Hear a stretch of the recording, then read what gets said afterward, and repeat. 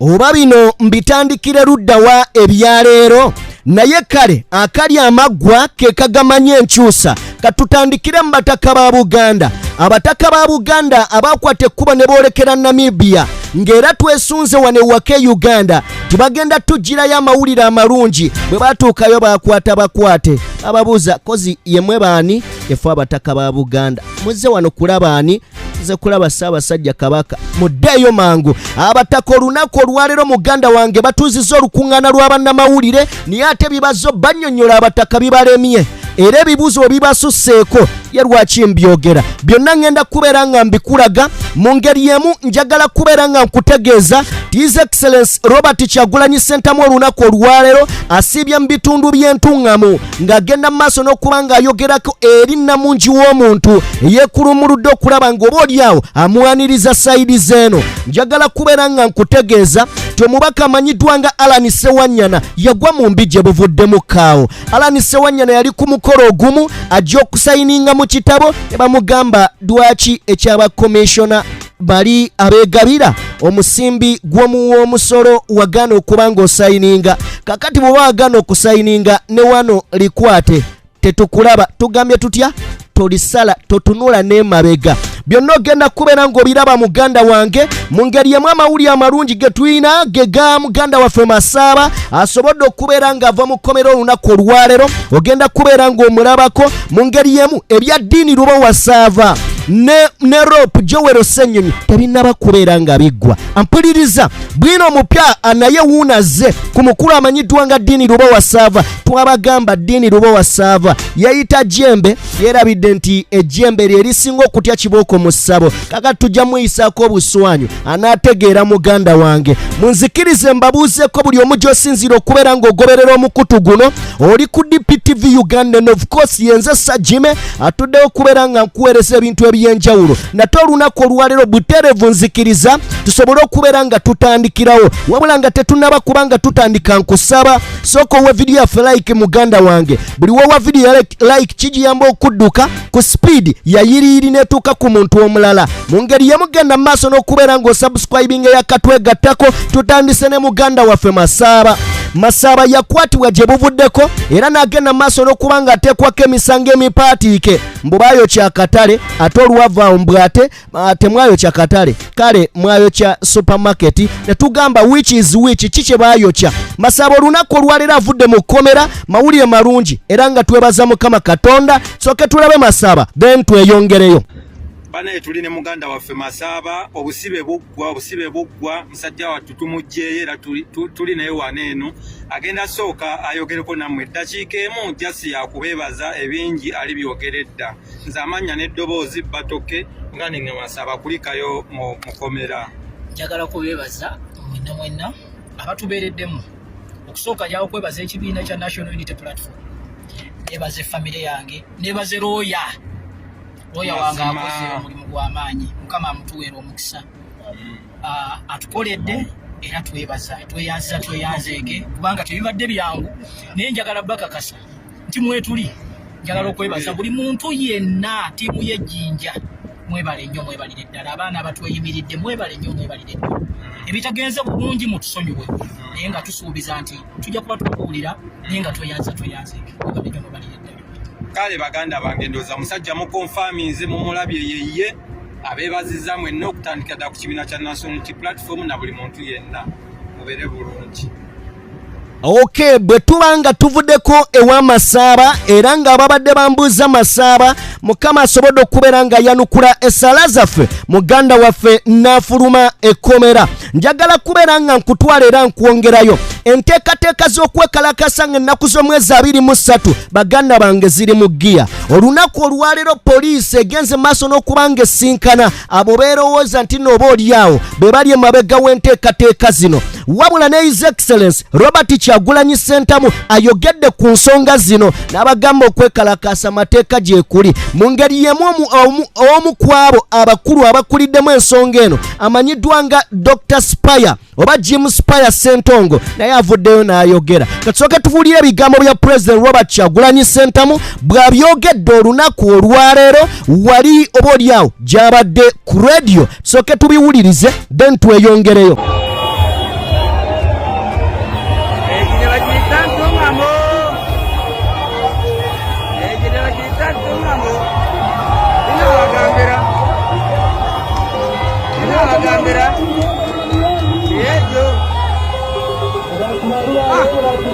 If Ugandans do what Kenyans have done, singa bannayuganda bakolanga abakenya bwe bakoze, non-violently rise up, non-violently tokwata mayinja, tokola fujjo lyonna, wabula kwata ekipande, send a message. Ejo message n'ey'amaanyi munonga ab'okuba ensi yonna neza kuba neereba. Social media ne internet n'omugisha gwenka y'eminyeeto. Constitution ya Uganda ne Kenya nizikwishana. Konka emnyeeto ya Kenya they take batwala obuvunaanyizibwa bwabwe. Ekyo ne kitukwenda emnyeeto ya Uganda to do the same, to copy, to emulate the Kenyans. Constitution zifanagana naye abe Kenya bo tekiwandikibwa mu constitution bakitekinga practically ne bagamba okay, constitution etwa amaanyi, it gives us the right to protest for right, it gives us the right to determine our future, it gives us the right to hold leaders accountable. That is what we want young Ugandans to do. And I'm glad Nkareba eminyeeto yatandika social media message. Just 5 days remaining. March 23. March 23. You're in Bashajika. Echabiro Kenya. Do you think Ugandans so far can emulate what Kenyans have done? The question is no. It's not Ugandans can. Ugandans will emulate, because Uganda is not different from Kenya. Yes, Kenya is developed than us because Kenyans get involved. That is why Kenya is ahead of us. Oyo ye His Excellence Robert Kyagulanyi Ssentamu. Mu ngeri yemu njagala kubeera nga nkutwala ewa Jim Spire awe ensonga ze. Jim Spire agamba omuntu yenna agamba nti no gwe politics takwatako olina ekikyamu ku mutwe, olabika oli azanga. Kogamba otya nti politics takukwatako, oli zombi. Oli zombi. Ankubuza ekibuuzo, politics takukwatako, oli zombi oba wawuttako? Njagala kubeera nga nkubuuza ate ng'onnyanukula. Kale njagala kubeera nga nkuwa Jim Spire yabadde ku CBS FM n'agenda maaso n'okubeera ng'alambulula ensonga eno. Agamba politics akukwatako, oba omulimu oba omwagala oba tomwagala, byonna politics akukwatako. Katulabe Jim Spire. Okwalize wamu saagala bya kwetaba mu byabufuzi, sijaga nsaagala byabufuzi. Waliwo yagamba nti omuntu agamba nti ayagala byabufuzi abeera alina ekizibu oba bw'oba butamanya, kubanga ebyobufuzi bye bisalawo ebintu ebisinga mu bulamu bwaffe. Kituufu. Ebyobufuzi bye bisalawo malwaliro kigogenda okuba nago mu ggwanga. Ebyobufuzi bye bisalawo byanjigiriza kika kyebigenda okubaawo mu ggwanga. Ebyobufuzi bye bisalawo ebbeeyi ya sukaali, ebbeeyi y'amafuta, ebbeeyi ya buli kintu kyonna. Ebyobufuzi birina engeri gye kituukako. N'olwekyo omuntu ogamba nti anze ebyobufuzi ebya nedda oba tebuba obuvunaanyizibwa, sirina kirowoozo kyonna kyesimbawo. Mpozi nga mu myaka egyo gye bujja obwongo bulikyuka, kuba ng'abantu toyinza kugamba nti omanyi ki ky'oliba ng'olowooza emyaka 10 egijja. Naye ng'ekirowoozo kye nnina kisuubira kukyuka mu myaka oba 3 oba 4 egijja. Sirina nteekateeka yonna yakwesimbawo.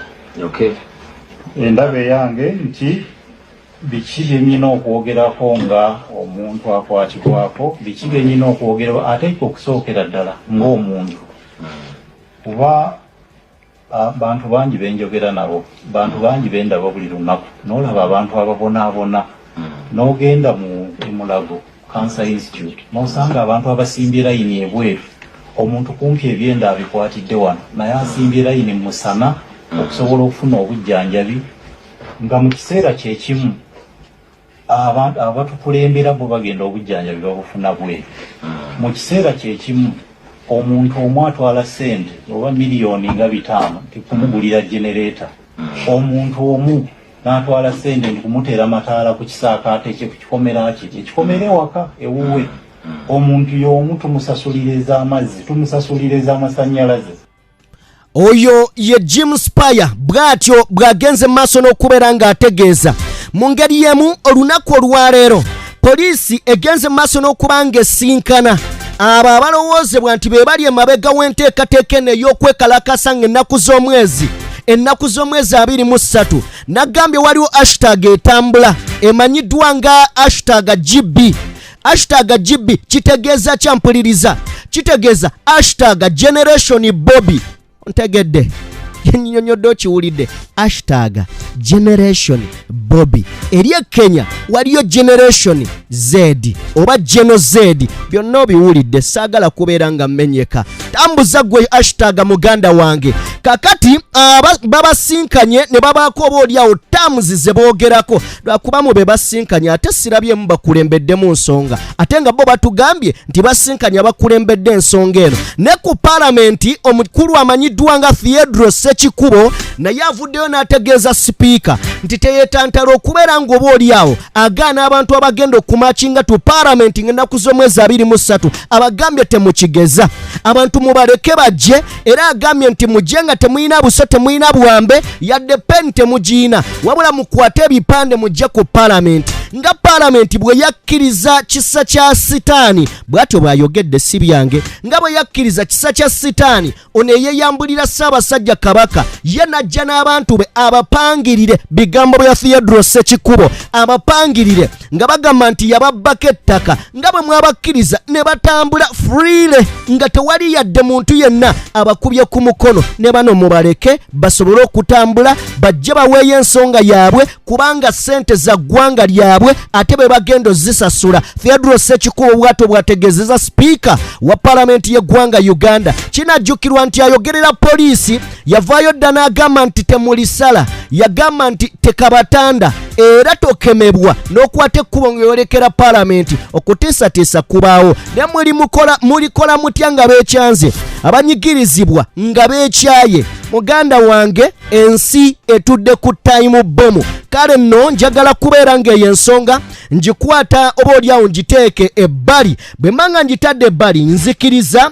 tuwolekere ebigambo bino mu ngeri yamu nga sinaba kubeera nga ngenda wala munzikirize njagalizeeko Honorable Betty Nambooze amazaalibwa yawugasse ku myaka gye kale nno Mukama yeebale kubeera nga akuwadde emyaka emingi weeyongere kubanga olaze ensi nti okyali wa mugaso ddala nnyo ebigambo oba oliawo byoyogera ne byokozesa Mukama ayongere okubeera nga ate akwongera ku myaka atilisi emyaka gyo tegitusaze ng'egy'abaana abalala baani gwe teekawo erinnya ly'owulira oyagala linnya ki gwe ly'omanyi nti nno emyaka gye lyonna gy'amaze mu Uganda ng'ali mu bufuzi oba mu bukulembeze gyo gitusaze teekawo erinnya ly'oyagala kankuwe Betty Nambooze ayogera ku kwekalakaasa okwa Kenya ne wane wake Uganda tweyongereyo baana bano yonna gye bali basinze nnyo okusenga mu gye bayita metropolitan area bali mu bibuga n'emiki n'emiriraano era we basituka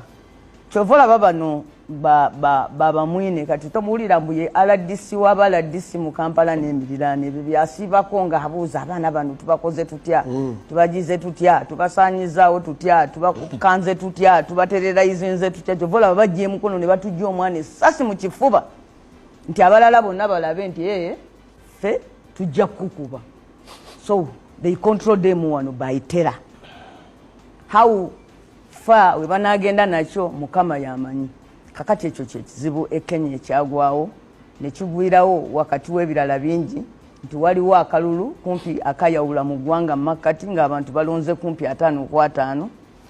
Ekyokubiri Kenya erina ba stakeholders bangi. President oyo tolowooza mbu ye teyalisobodde kukola bibi bisingaawo ne buli wabagalula omuggo ba stakeholders waliwo abalinawo military bases waliwo abalinawo ebyobusuubuzi bwabwe waliwo fe abatunuulidde emyalo kati Ruto omukono gwe guli restrained n'amaanyi mangi nnyo.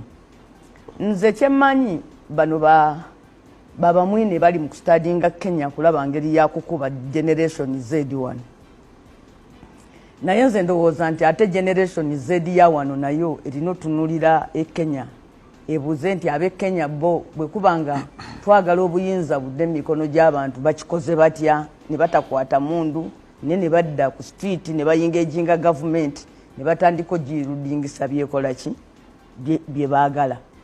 Ruto genda bajalaga agenda mu government ya National Unity era nze ndowooza mu kuwummuza cabinet. In fact ndowooza yakyogera nako n'agamba cabinet tugiwummuza tugenda kulaba bwe tuteekawo endala agenda kuyita balayira agenda kuyita baani Sono bwe yali atandika obuyinza twaline ku programu wano n'agamba ku luno tejja kuba handshake.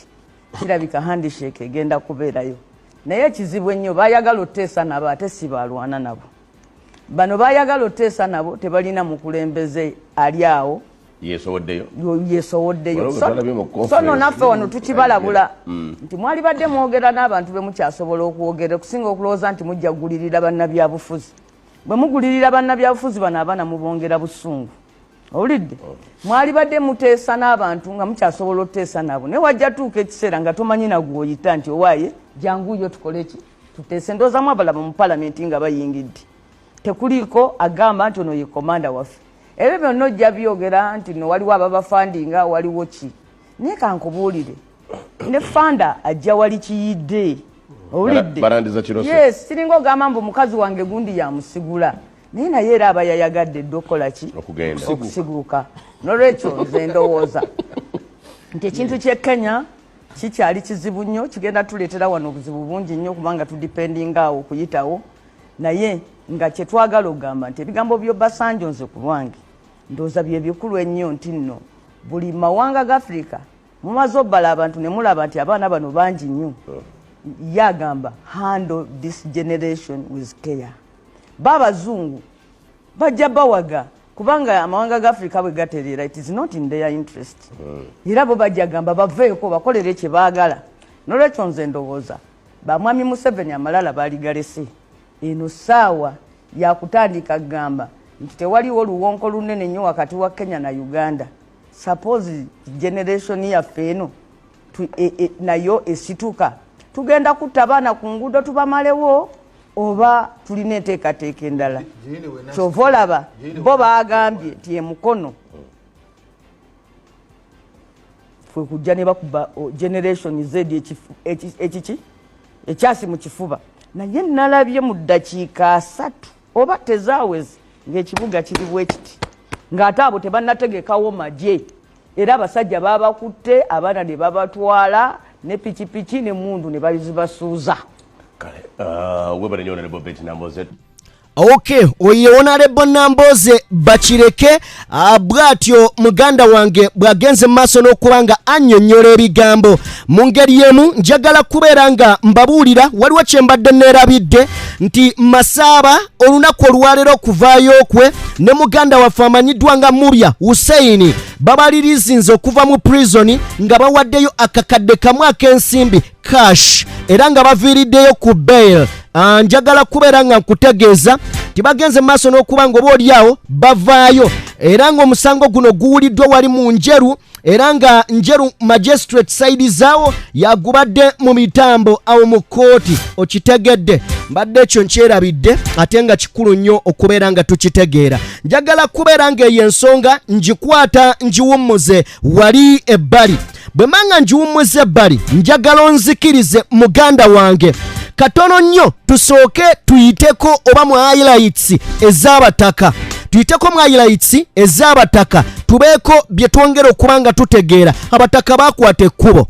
Bwe bakwata ekkubo ne boolekera muganda wange era ne bagenda e Namibia. Bingi ebyabaawo naye njagala mukkirize ku bigambo bye ntera obbagamba. Emirundi mingi nzija ne mbagamba ebigambo njagala owuliriza akatambi k'abataka.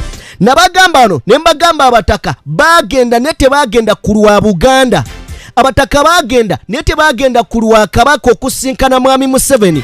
Ne mbagamba waliwo meeting 2 emabega nga n'ebya Kabaka tebinnabaawo. Kitegeeza bano abataka bayina pulaani zaabwe ne General Museveni. Ntegeerekese bayina pulaani zaabwe ne General Museveni. Kakati okuggusa pulaani zaabwe bulungi baali bagenze kwebaza General Museveni ne bayisawo n'ensonga y'abataka. Olwaleero abataka mu kwedifendinga kubanga kyabalya mwami Museveni eyalinga abali emabega yabagamba nti ate battattana ekitiibwa kya Uganda e Namibia gye bagenda. Kati abataka bali awo tebalina mugongo. Eyabasindika oba eyabawaayo yabateeka mu programu yamala n'abiddukamu nga afunye ebbaluwa okuva Mengo. Oba ntegeerekeka kakale abataka bano bali wakati mu game n'olunaku olwaleero wadde batuuzizza olukuŋŋaana lw'abannamawulire kutubuulira biki ebyagenda mu maaso e Namibia ate batusuubiza bajja kukolayo olukuŋŋaana olulala mulowooza tetuyina budde munzikirize nsooke mbawo akatambi kano. Tukitegedde nti ssenkulu w'eddwaliro Omutanda gy'abadde afunira obujjanjabi yawandiikidde minisitule y'ensonga z'omunda mu ggwanga lya Namibia nga basaba bakkirize Kabaka agire ng'akyasigala mu ggwanga lino kubanga ennaku 9 ezaamuweebwa zigenda kuggwako. Abakulu e Namibia baaganye nga basinzira ku tteeka eritaganya mugenyi kusukka nnaku 9 ng'ali mu ggwanga lyabwe. Ku nsonga eno twogeddeko ne minisita omubeezi w'ensonga z'ebweru Okero Oryem wano mu ggwanga n'abaako by'atangaza.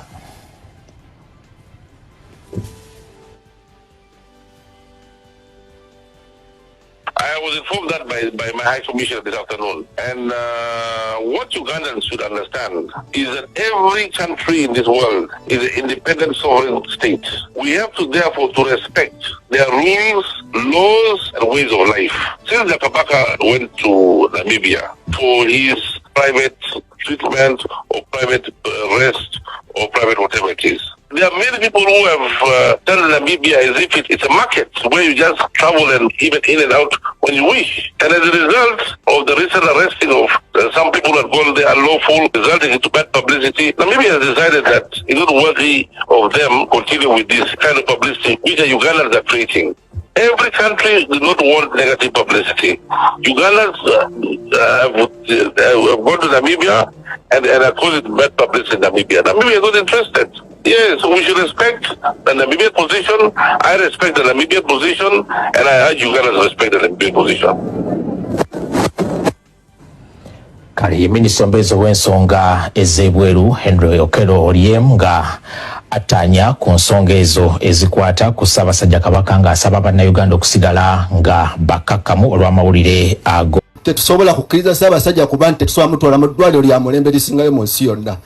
Tuyira ssente tujja kuzisonda jjajja tuli mabega wammwe. Sijja kwogera bingi bajjajja mbeere bagumu naye ng'Abaganda mbabuulidde nti Obuganda ne Ssaabasajja biwambe. Njagala okukakasa abantu bano ndi Ssaabasajja tabeerangako mu kkomera. Tabeerangayo ekyo nakyo twakikakasa gyali si kkomera. Ssaabasajja Kabaka ayinza ty okuba gali Namibia ensi eyo kyabwetu twabalabye abataka. Mutuyambe bannange mutuyambe. Ffe tulina enjogera egamba bweti nti oli bw'aba teyatya aba yalya. Tasobola ekyo tekiriiyo. Tuyinza kukkiriza Kabaka waffe kubeera mu bwambe bwatyo.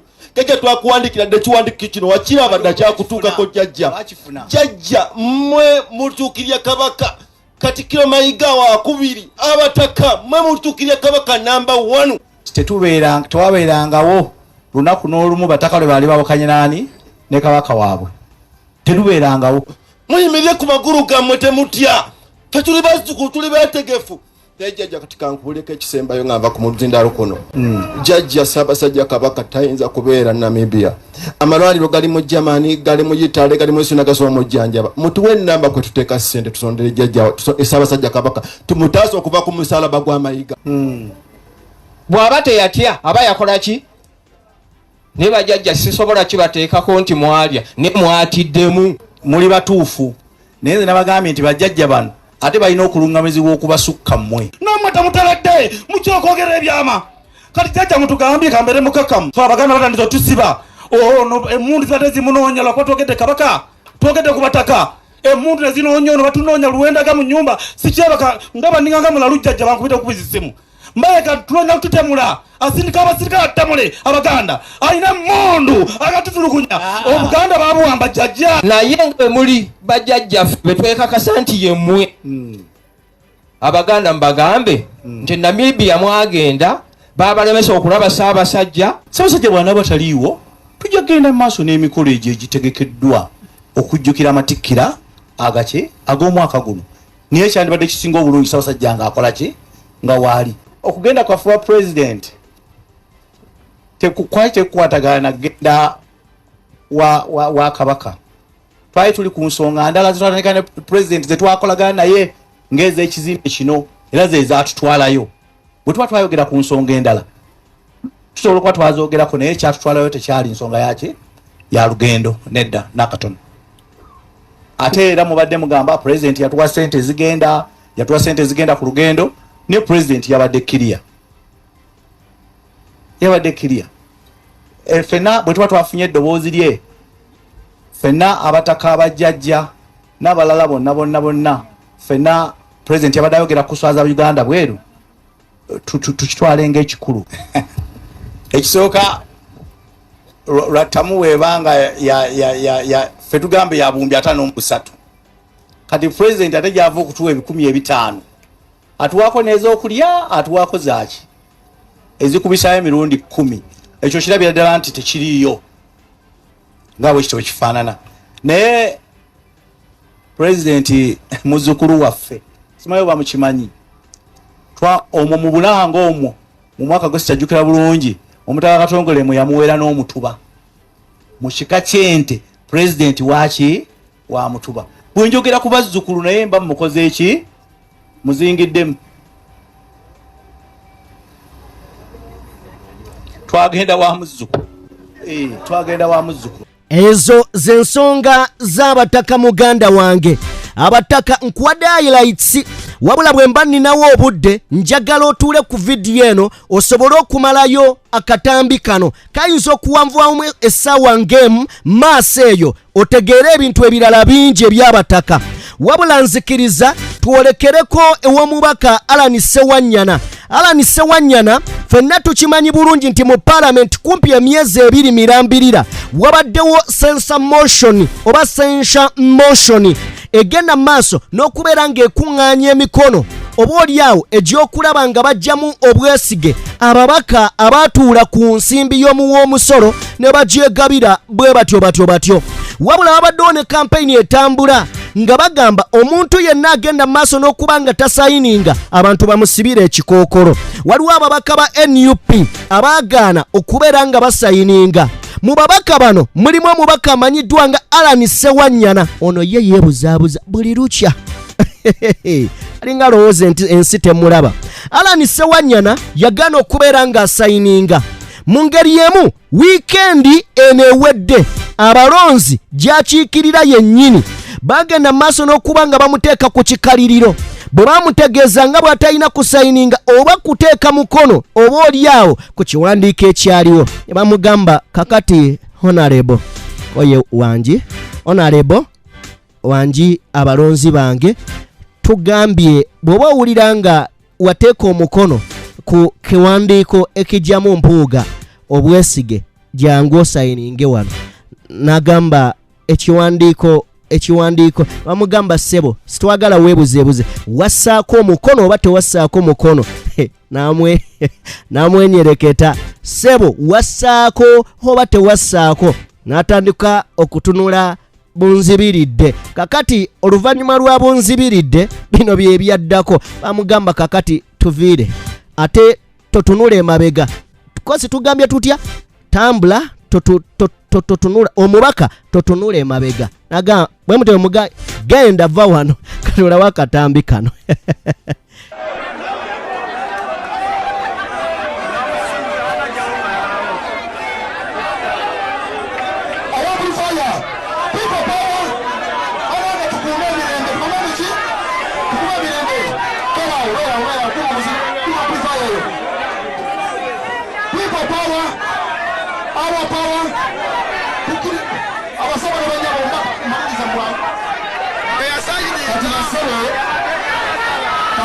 ekibuuzo kino omukiba musayidi esinze tenenderako bameka abagamba nti njogere ng'omubaka wa palamenti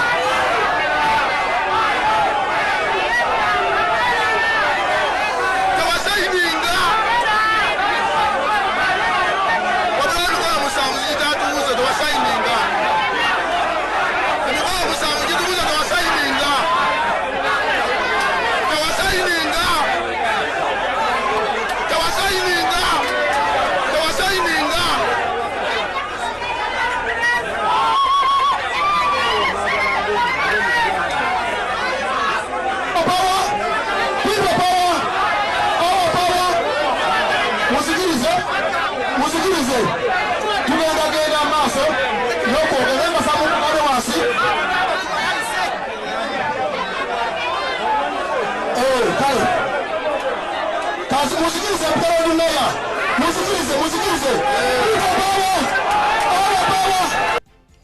Okay, oye mubaka Alani Sewanyana yakiikirira nno oboolyawo ekitundu mwentera okuwangalira naye maama nakedde ku makya n'enjogera ebyali mu kalulu. Mumanyi nti nno tulina ababaka nga bo bwe twali mu kalulu ate ssente zaabwe mu kifo ky'okuzongera abanuupu basobole okubeera nga bafuna amaanyi ate abamu basapootinga ba NRM abalala ne basapootinga ba independent.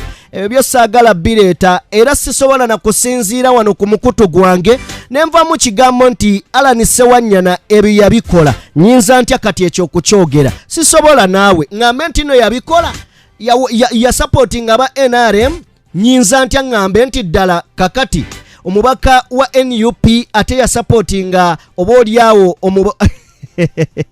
Okay, naye njagala kubeera nga nkuwa Alani Sewanyana mu clip eno gye ngenda okuwa ayogera ku Muhammad Ssegirinya. Wabula bw'aba ayogera ku Muhammad Ssegirinya njagala nzikirize muganda wange ngenda kujja nkuweeyo kasitore katono nnyo ku nsonga z'ono ne Ssegirinya mu kkomera tokasobwa. Honorable Ssegirinya tuwuliziganya twogeraganya yatandise okwogera nasembyeyo okwogerako naye nga agenda akuba ku matu era kati nga ayogera ebintu nga ddala bikakasa ng'era abitegeera alina essuubi okusobola okukomawo mu Uganda nga mulamu naye yeetaaga obudde okuwummula n'okuzza omubiri gwe nga bwe gwali.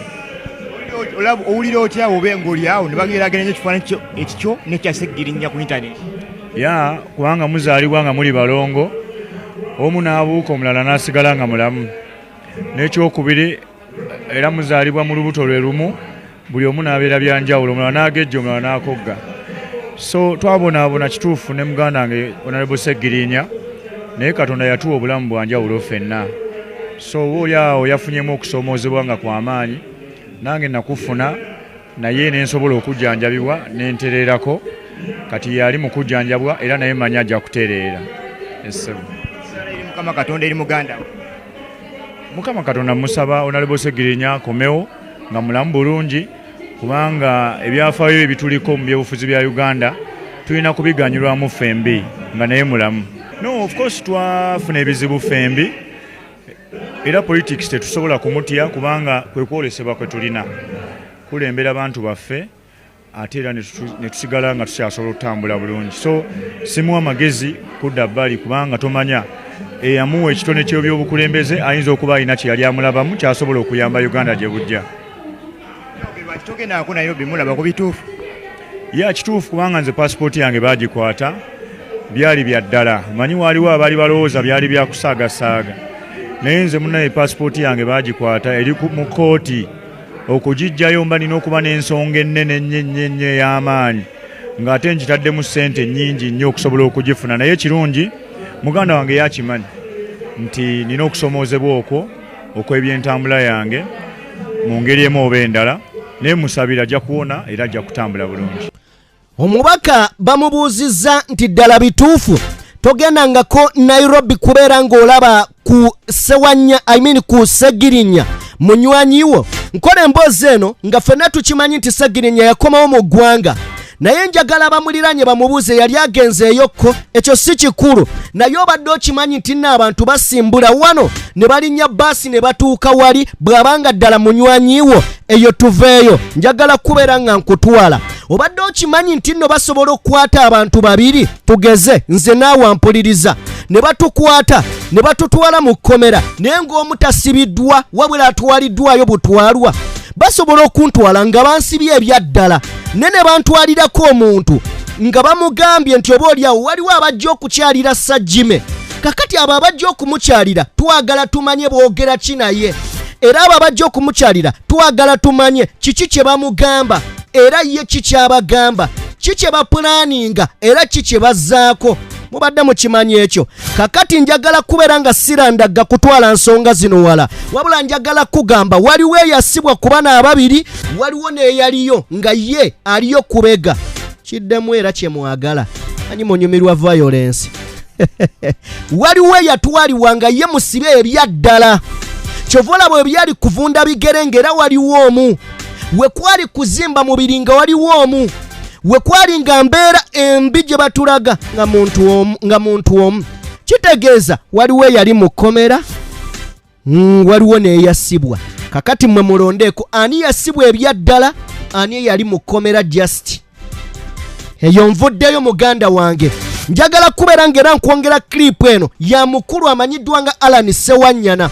Emboozi eyo nene nagikolako kemabega naye just njagadde bayisizaamu. Omanyi mwagala nnyo violence. Katusooke kale tulabe emboozi eno oba ebigambo bino ebya Alan Sewanyana bwe tubivaamu buterevu nzijye ate tulabe enteekateeka endala nga bwegenda okubeera. Mwalya ssente za gavumenti ne mulemerera okukola ebyali babusindikiddwa okukola. Ddala kituufu kyekyaliwo era lwaki Sewanyana ne Segirinya be basongayo mu bantu bali abala bonna. Kakati kansooke na lwaki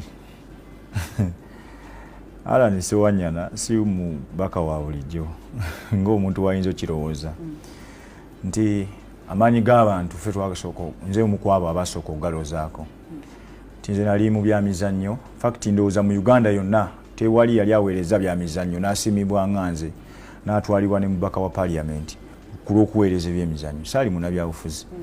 So abantu bangi nnyo abamanyi ate abanjagala kumpi mu Uganda yonna nti bakwogerako ne gyotali ne byotamanyi ne bayogera nga bwe bakola ki nga bwe basanze kubanga twakulira mu bulamu obwa celebrity life nti newe nali mu sports na creating a celebrity out of sports nti nga bwentuuka ninga muyimbi wentuuka wona wentuuse siriwa bya kubanga edda banabyamizannyo baweerezanga ebyemizannyo nga babawuliza naye nga tebabalaga kwagala gye bakola ki gye bali. Nze bakundaga nga ntuuka ku Kivulu ne bagamba omusajja wa Wino Alan Sewanyana wuno waali endulu nekola ki nevuga kalaga amaanyi ge gampa essuubi ne manya nti awe nkwate kuba eddala ey'okugezesa n'okusavinga abantu bajja kumpa omukisa era Makindye West nekola ki negumpa kwega tubaddewo even before politics nze mbaddewo likewise bw'otunuliramu era ne Honorable Segirinya naye abaddewo before politics. Kati that magic esobola creating abalabe bangi mu angles ez'enjawulo ze tutayinza kukola ki kutegeera era basobokera ku makya oli n'agamba nti okuzikiriza omusajja ono kamuwayiriza ekintu bwe kiti kubanga ngetutumu abasajja balaba ligenda lirinnya bulinnya ate by the time batukwatira Honorable Segirinya oyo yali tukkiriza nange nzikiriza nti yali atuuse ekiseera nga kumpi buli kyakola kikola front page ate nga si kibi ez'amawulire ku TV afuuka edilayini buli kimu naye nga naye yennyini abikola tamanyi kye kijja kukola kikubeeramu. So etutumu eyo n'ebintu ebirala n'engeri gye tuzze tutambuzaamu obulamu bwaffe mu ngeri y'okusitula abantu n'okubatambuza kiyinza okuleeta obulabe ne kireeta fitina mu ngeri zonna. So ffe tumanyi nti fitina oli n'agamba nti ono tubagatte tukole ekintu kye tukola ki oyo ye mubaka amanyiddwa nga oboolyawo Alan Sewanyana. Gwe simanyi kikyolowooza muganda wange wabula kyandibadde kirungi nompa ku ndowooza yawo mu comment section nentegeera gwe kikyogamba wabula nsaba mbasaba busabi mumpeeyo eddakiika emu nsobole okubaako oboolyawo baganda bange mbayiseemuko katono. Njagala kutumirako Patrick Senfuma, Mr. Patrick Senfuma, nkutumiddeko mukadde wange webale nnyo webalire ddala. Njagala tumirako mama Kevin webale nnyo webalire ddala okubeera nga otugoberera awamu n'okubeera nga oboolyawo osupportinga mu ngeri emu oba endala. Njagala kutumirako muganda wange amanyiddwa nga William mu ggwanga erya America webale nnyo webalire ddala mu ngeri emu. Njagala munzikirize nate nsobole okubeera nga mpita mu baganda baffe bannange abatugoberera mwebale nnyo nsiima bwongerwa. Mbabazi Edith webale nnyo webalire ddala muganda wange okubeera nga otugoberera kamaama mu ngeri emu. Saala Muwaya nawe webale nnyo webalire ddala okubeera nga otugoberera mu ngeri emu oba endala. Serunkuuma nawe webale nnyo webalire ddala. Fred bamwita Fred bamusaariza nawe webale nnyo webalire ddala. Saagala kubeera nga neerabira baganda bange mwenna. Alice nkutumiddeko. Narwadda Adija webale nnyo webalire ddala. Narwadda Adija webale kubeera nga otugoberera mu ngeri esingira ddala okubeera ey'enjawulo. Rose nawe nkutumiddeko. Mukisa nawe nkutumiddeko. Nice nawe nkutumiddeko. Baganda bange muli bangi tujja bayisangawo mpola. aswale nawe nkutumiddeko muganda wange n'abantu abalala bangi bannange gwe situmidde ojja kujja mweddako. Emmanuel Junju weebale kubeera ng'ogoberera omukutu guno muli babode nnyo musinguzi. Big up on yourself muganda wange, njagala kubeera nga mbatwala oba olyawo mu mboozi enda nkozeseza bulungi eddakiika yange izo ga kasajja kabadde kikano nendowooza kyekyo. Okay, kale katweyongereyo mu bigambo ebirala nga bwe bizze. Okay, tugende mu nsonga za ddiini.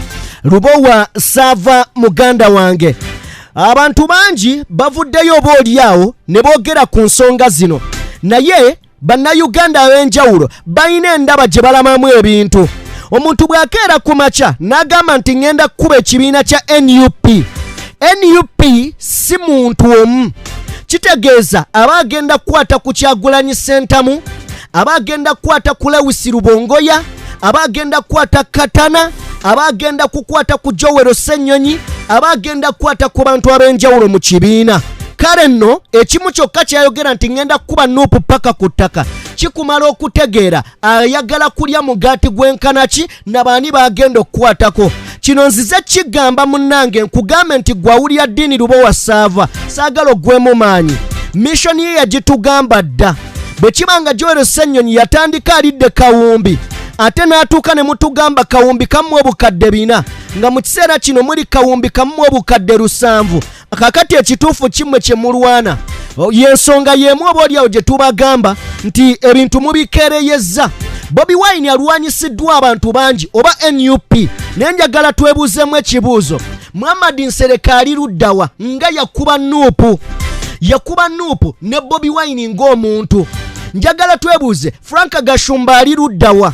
Yagamba one man army asobola okubeera nga Bobi Wine oba NUP agyekwatira yekka, tetumanyi gye yakkira. Mu ngeri emu njagala twebuuza abantu ab'enjawulo, si papa ali luddawa? Gavumenti yakwata ne ssente n'eziwa omukulu amanyiddwa nga Brian White ali luddawa mu kiseera kino? Byonna mbikuwa ddiini Lubowa Sava, weerondereko omanye n'ekiseera kyo nti kijja naawe otuuka oveewo. Tayimu yejja nga we bakozesezza abalala ne weewala okubeera nga akapiira, kuba omuntu akagula akaagala nnyo era akateekamu ne ssente ne kamala emirimu gye kamaze okukola mukajjako bakwata ne tishu. Abamu bakwata ne tishu muganda wange nga tebaagala nakakwatako, n'emirimu gye bakakozesezza muganda wange baba tebakyagyetaaga kubanga ebiva mu mirimu egyo tebiba birungi bo kulabako. Ddiini Lubowa Sava, NUP gikube naye ng'ojjukira akaseera k'omu maaso. Toli wa njawulo, toli wa kitalo, toli wa kabi, okujjako oba olyawo okukweka bali okuyamba okuzibiikirira ku misango emiyitirivu gy'ozookola eri ensi. Nagimenya mu vidiyo eyawedde gwe atagirabye osobola okuddayo n'olaba ebibi ku ebyo ddiini byazaakola. Ebimu omuli okufera, human trafficking, okubeera nga akukusa abaana abatwala ebweru, okufera ssente, okuferera mu kampani zonna zazaakolera okuli BBS, NBS, NTV ne CBS FM n'emikutu emirala. Kyonna ekigobyeyo buculumpanya. Oyagala nnyo ensimbi naye ani yali azikusse kubazze bazifuna. Kakati eyo ensonga njagala kubeera nga njiteeka ebbali. Leero weesibye ku Joel Ssennyonyi nga bwe wagamba okuba NUP, ndowooza contract ekyaliko ne twagitegedde. Njagala kuba laptop asooka abawe oba abatwalemukko mu bigambo bino, then tujje n'ebigambo ebirala. Walikola ekintu okulumya omuntu n'owunzika ng'ate oyambye muyambe. Kati abakulu ba Mpuuga bano simanyi ba Anita Amongi, simanyi bano ba Yirudamani, bano simanyi baani ba Nsereko baali bapulaninga okuteeka Joel Ssennyonyi wansi n'obwa SFC. Ate Joel Ssennyonyi mwamwongedde fame na laavu na buganza eri bantu. Kati abantu bali kubambi Joel waffe, bawaayiriza Joel waffe, muve ku Joel waffe. Omusajja mwamwongedde maanyi, mwamwongedde maanyi. Kati buli kyagenda obbakuba agenda kukubira ddala kugumba. Mbabuulira mwazanye geemu bubi.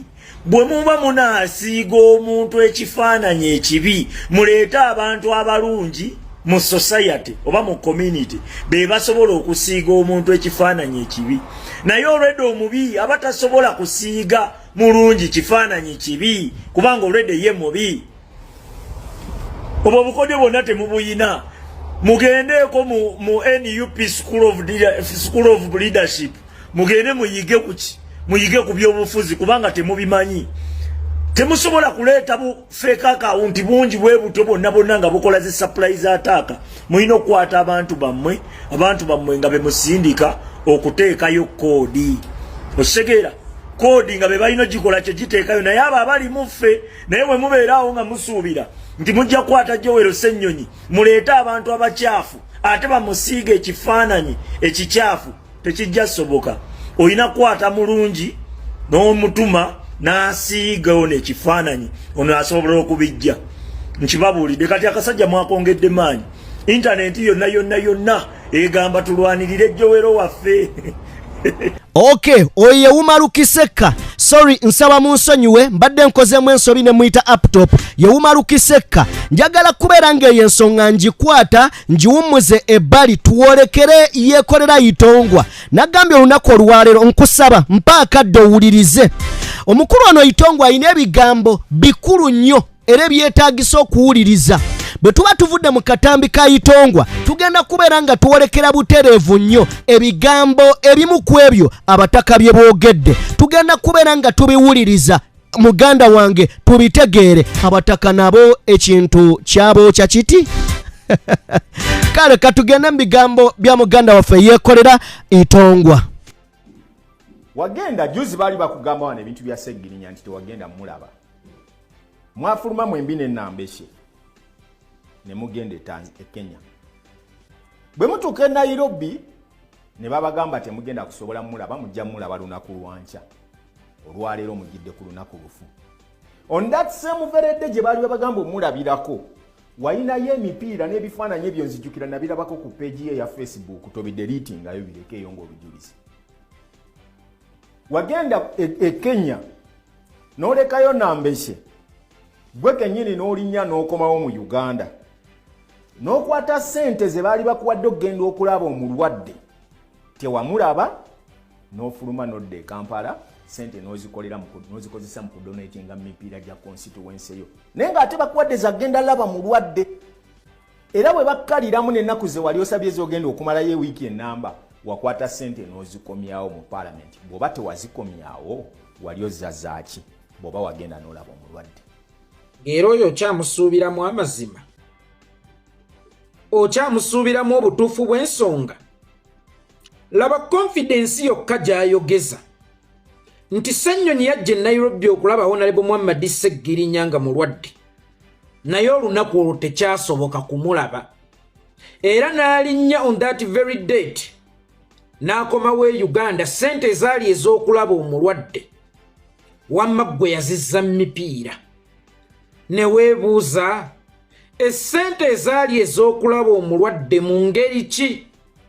kubanga paalamenti ye yajjanjabanga Sseggirinya kitegeeza okulaba omulwadde kwe kulinnya ennyonyi n'ojja e Nairobi ogende ku Aga Khan osobole okulaba omulwadde okulaba omulwadde tekwaliko nti olina okubaako ne koomulekerayo gwe kasiteeryo sayininga sententi nzeropu ngenze kulaba munnange gwe nninako obuvunaanyizibwa oba omukozi wange kubanga Ssennyonyi abeera boosi wa Sseggirinya gwe kasita otuuka e Nairobi accountability eyo ebeera emaze okubalibwa kati twebuuza ze yazzaayo ze ziriwa era ze zaali ezaaki kuba bwe yalinnya ennyonyi najja e Nairobi kaali kabonero ak'essimbala nti amaze okusipendinga okusinziira ku budget gye baamuwadde kakati ate ono ali mu kutugamba teyasobola kumulaba ku olwo n'alinnya ennyonyi n'akomawo ssente n'aziteeka mu mipiira alaba embete zeetandise okujja akasente akamu n'akakwata n'akazzaayo kubanga akimanyidde ddala bulungi nti teyalaba mulwadde abaaye paalamenti beesindika okujja okulaba omulwadde Sseggirinya ebatikkirako sukaali oba ebatikka butissi nti mugende mulabe munnammwe mumuzzeemu amaanyi sisuubira nti ebatikkirako sukaali era oyo yenna azze okumulaba kasita atuuke Nairobi whether asobodde okumulaba oba tasobodde kumulaba oba lunaku lwa kumukyalira oba si lwa kumukyalira accountability ye ebeera emaze okugunjibwawo. Kyekyo kyegambye nti omusajja ono ayogeza confidence mu bulimba bwe n'akulaga nti ye mutuufu ennyo n'akulaga nti kyayogerako atiinako experience mwebaza bw'atuula bw'ati n'ayogera singa osangibwa ng'oli musiru okusinziira ku confidence gy'akozesa olowooza mugezi. Naye nze ndi ggoonya esiiba mu nnyanja bwe njogera ku ky'e Nairobi mbeera ggoonya esiiba mu nnyanja. Kakati ate omuntu ow'oku lukalu yali mu kukakasa ggoonya ku kiri mu nnyanja. First of almost Aga Khan tayina lunaku lutali lwa kukyala noonyereza. Nkiddamu tewali lunaku lwe nagenda kulaba Sseggirinya oba lwe nagenda kulambula Sseggirinya ne baŋŋamba nti leo tekisoboka togenda kumulaba. Yeekolera n'obwayeekolera bwe tebamufulumyangako Aga Khan nti leero si lunaku lwa kulaba balwadde. Buli lunaku nasobolanga okwakisesinga Aga Khan lwenjagadde okugenda okulaba Sseggirinya awatali kusaba appointment. Aga Khan teggalirangako muntu yenna azze kulaba mulwadde. Bw'aba teyaggalira muntu mu kapasite ya yeekolera mbuulira ate Aga Khan yaggalira dde Honorable Joel Ssennyonyi okusobola okwakisesinga mubaka munne era nga ye kennyini ye mukama we Muhammad Sseggirinya. Kale oyinza okugamba nti ndi mu kukola analysis ngezaako kuwolereza Joel Ssennyonyi. Eyo post yegambye mbunno ki yafuluma ng'ennaku z'omwezi mmeka? Ng'ennaku z'omwezi 5 omwezi ogwokusatu omwaka guno gwennyini gwe tulimu. Era bagyataakingako ebifaananyi kubanga obujulizi bw'ebifaananyi bulinga ng'ekigambo omwana omujja na nnyina. Ebifaananyi ebyo bye baataakingako baali mu ddwaliro era omulaba ayimiridde ne babaka banne Luttamaguzi Ssemakula n'abalala naye Nambeesha oyo gwayogerako simulabamu kubanga Nambeesha yajja lulala ku loopo ono lwe yajja. Era weetegereza bayimiridde mu ddwaliro ne maama wa Sseggirinya nga Sseggirinya yeebase Katanda kubanga by then Sseggirinya twali tetunnatuuka ku mwaniveiringa. Era buli eyagendangayo okumulaba twakomanga Katanda kokka mpozi ne mu kifaananyi ne mubeeramu maama wa Sseggirinya okulaga nti tuli mu kifo kituufu tukyalidde ku mubaka munnaffe kubanga n'obutamukyalira maaso g'abalabye abaseddeekeza era aboogezi nago gubeera musango. Munnammwe ali eri alwala avunda yadde okumulambulako Bobi Wine mukozesa abaana b'abantu Nuupu kakati Sseggirinya mwamumala n'ekifaananyi kya Katanda kiri attached ne maama wa Sseggirinya mu kifaananyi mwali. Ng'ennaku z'omwezi 5 omwezi ogwokusatu ekifaananyi ekyo nze nali ku kamera era nze nakikubira ddala.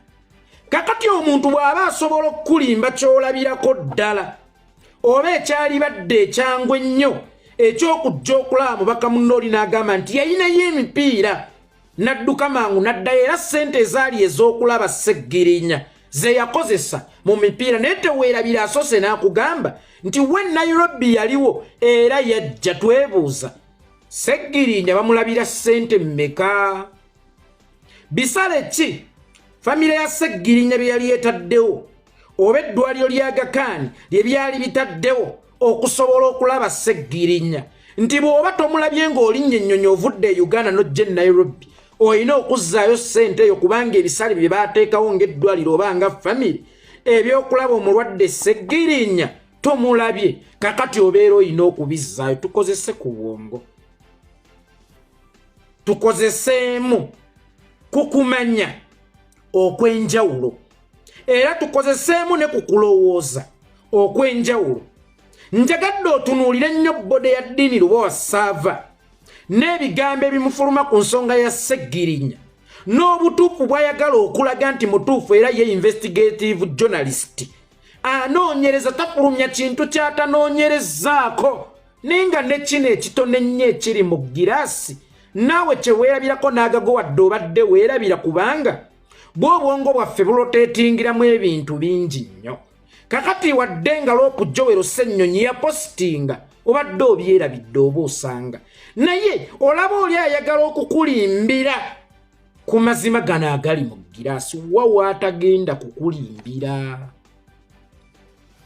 wa waali omutuufu kyekyo kye ŋŋamba abantu mu buli kintu kyonna ky'okola weewala okwanamya mu buli kintu kyonna ky'okola togezangako okukyanamya kubanga buli lw'onaagezaako okukola ekintu mu ngeri y'okukyanamiriza ogenda kusanga ng'oyolesa obulimba bwe wasooka okwogera abantu bwe baali balowooza nti mazima ono yennyini yakugambye nti ono teyasobola kwakisesinga mulwadde kyokka nga wano mu kifaananyi bakulaga bali mu ddwaliro ne maama w'omulwadde waali n'omulwadde waali katanda wadde nga feesi yali ebikkiddwa kubanga by that time yali tannabeera mu mbeera nnungi nga ne babaka banne weebali bayimiridde mu kifaananyi naye omwogezi wa kuno Nakinku omusajja akyasinza okukola okunoonyereza mu mawulire omusajja akyasinza obutafuluma bulimba omusajja akyasinza okwogera amazima yekka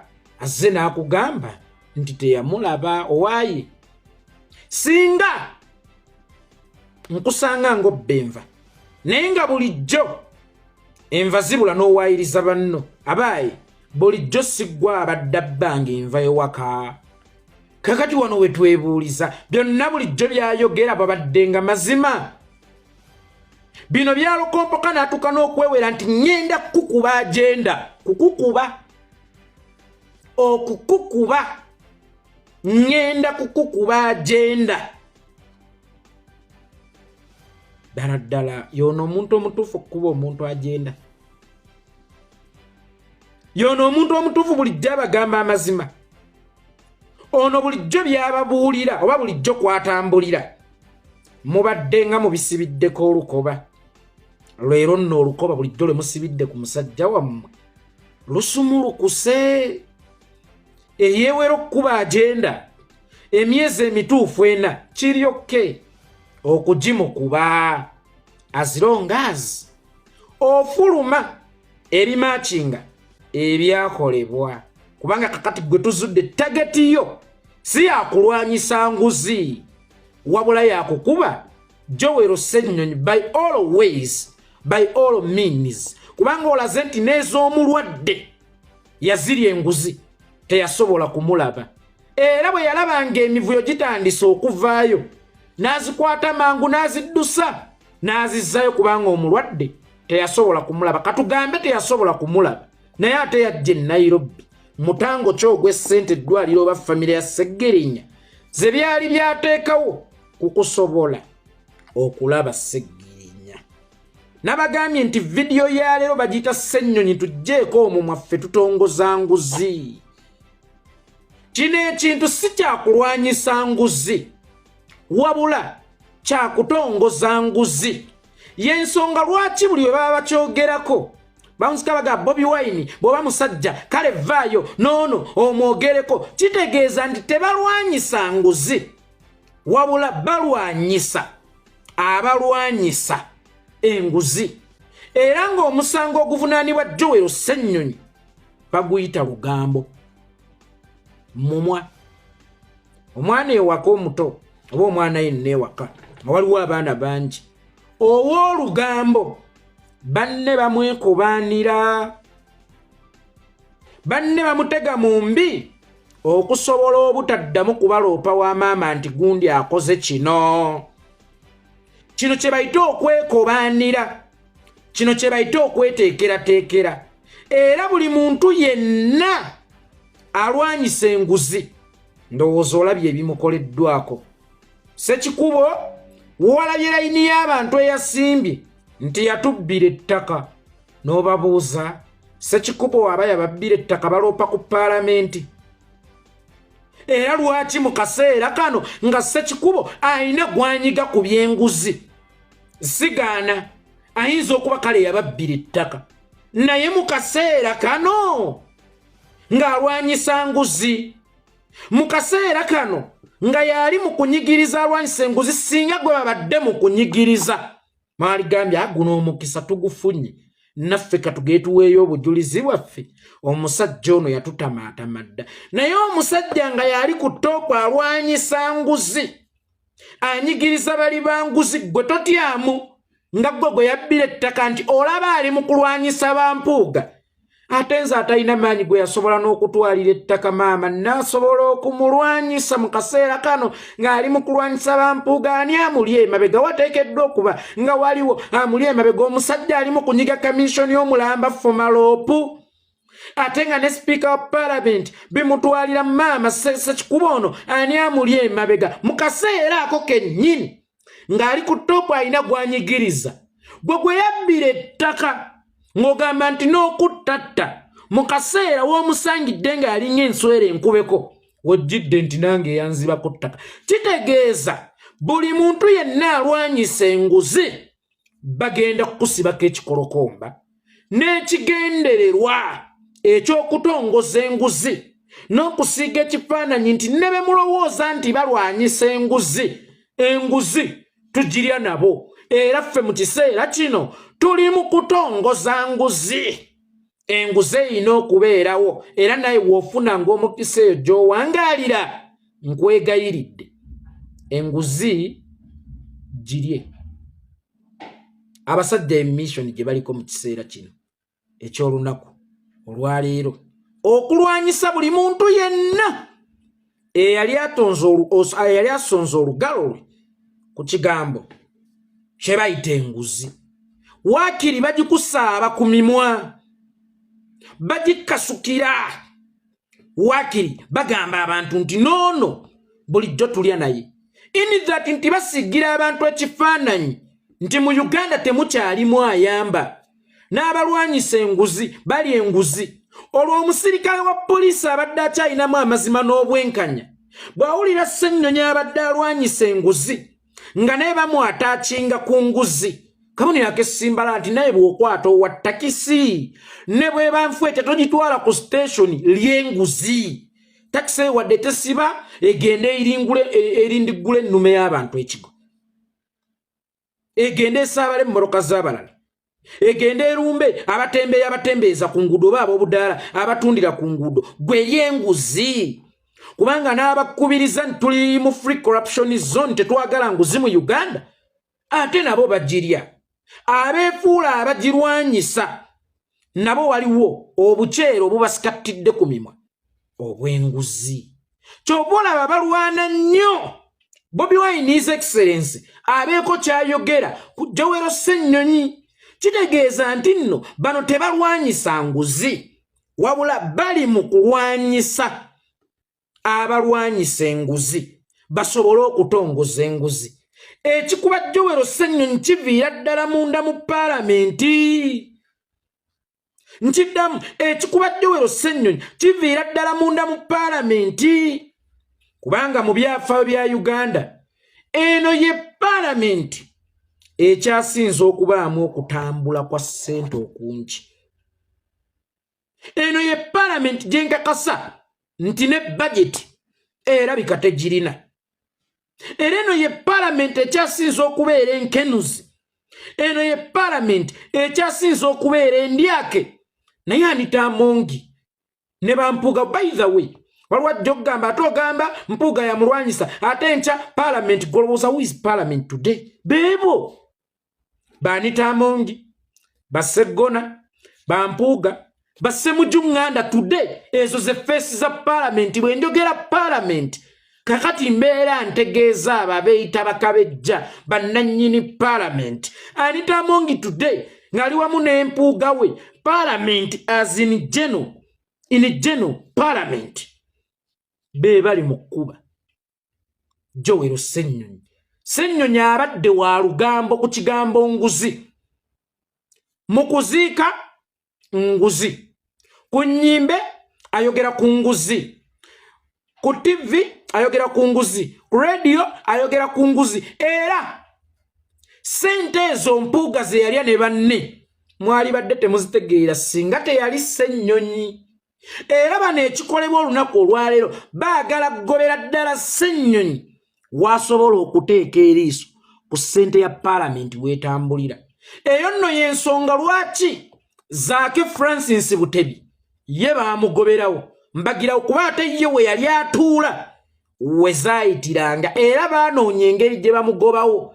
Kakati bagobyewo Zaake, Ssennyonyi osigadde okyaboogerako ku nnyimbe, okyaboogerako ku TV, okyaboogerako mu kuziika, bannanga abasajja balya ssente, bannanga abasajja babba ssente, bannanga abasajja babba ssente. Kakati Paalamenti olunaku olwaleero naawe ezikusiiga lwampaka. Kyova olaba etumye omuntu y'omu ddiini lwasaava nti bagambe nti yagenda okulaba Sseggirinya, ssente n'azirabamu emipiira oba n'azikozesa mu kulaba emipiira, naye nga Paalamenti esose kunnyonnyola nti Sseggirinya teyali wa kutwalira ssukaali, Sseggirinya teyali wa kusasulira okumulaba. Kitegeeza oli ne bwasituka n'agenda e Nairobi n'atuuka ku Aga Khan ne bamugamba togenda kusobola kumulaba, aba amaze okugunjaawo.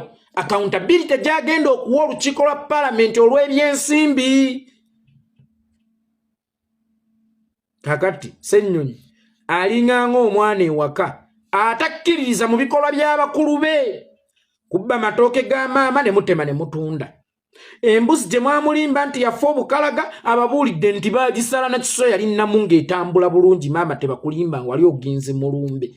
Enkoko ezaali ku magi mwamugamba zaafiira ku magi, maama bwe yakoma maama enkoko yafiira ku magi. Kati ono omwana Ssennyonyi yaliwo okutegeeza maama nti nedda wamma maama bakulimba. Embuzi baagisaze busazi nga nnamu, enkoko baagisaze busazi nga nnamu, ettooke baalitemye terinayenga era baalitunze wa maama Namata.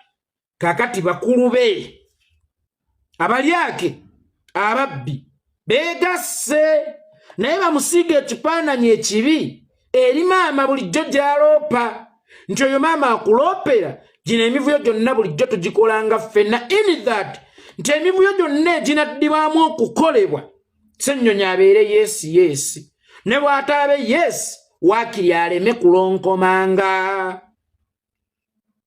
ne bw'ataabeere Mr. Yes waakiri aleme kulonkomanga babbi.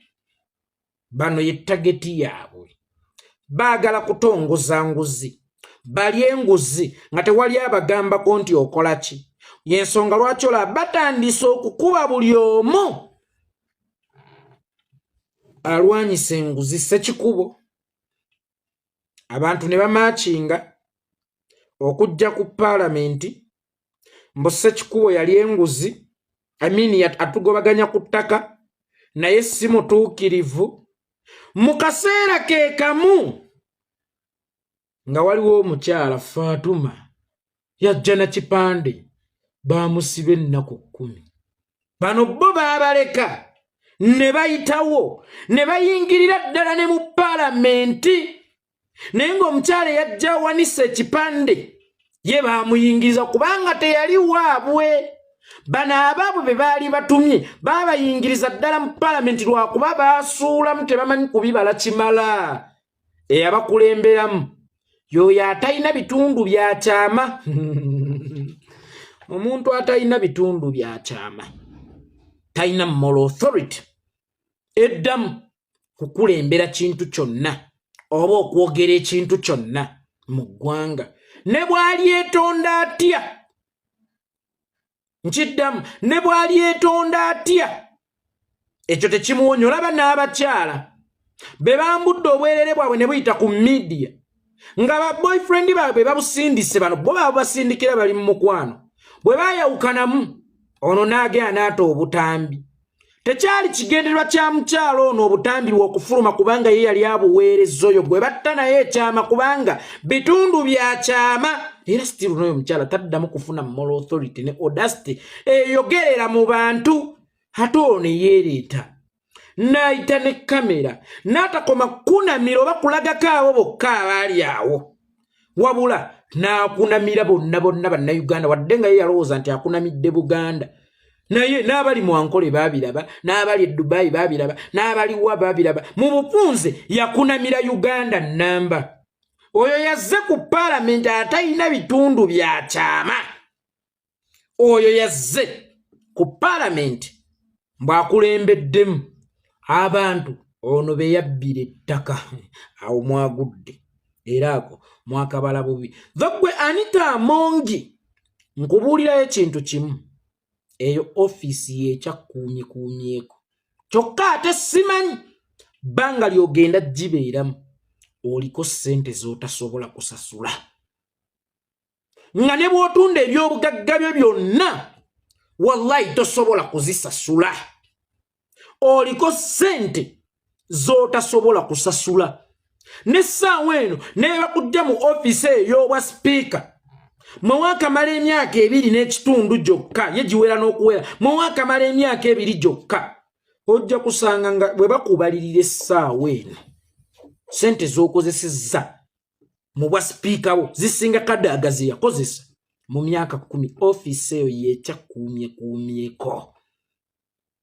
Nkiddamu Anita Amongi, office eyo yekyakuumyekuumyeko kubanga ku mulembe gwo sente y'omuyi w'omusolo eyonoonekedde mu kayumba ako, esaasaanidde mu kayumba ako, ebbiddwa mu kayumba ako, era Zaake yali akola olugambo ye mwamugoberawo. Ssennyonyi n'asigala ng'akola olugambo, kaakati mulimu mulaga nsi nti naye abadde ng'agirya tutongoze enguzi naawe omusirikale ali eyo ng'olina gw'okutte tomusiba mugjeeko enguzi, ne bw'aba alina emmotoka ekankananga endaggu erinnya omutuba togikwata, gwe kuweyo kyakuwa atambula akole ki agende. Kino ekintu bakiyita tutongoza nguzi. Joweero Ssennyonyi tugjeeko omumwa. Naye nalabye Eddiini Lubowa nga yeewala bino yeekolera tobimutta tabibeeramu, ne Lumbuye tabibeeramu. Njagala kasajja gwe tweyuze nani ng'ogenda okweyuza naye. Naggamba ffe tulimbwa ekuuma geeti, ne bw'ojja nga tukumanyi naye ng'ojjidde mu mbeera etali ya bugenyi tukutaagula twetwale. Naye ak'omulwadde Sseggirinya ate ko kansanyudde nnyo mwana gw'olina bwiro. Naye Profesa obijjawa obijjawa Profesa ng'oli mugezi nnyo, teyamulaba sente yazitwala mu mipiira era yalaba embeera etambi n'azikwata n'azizza.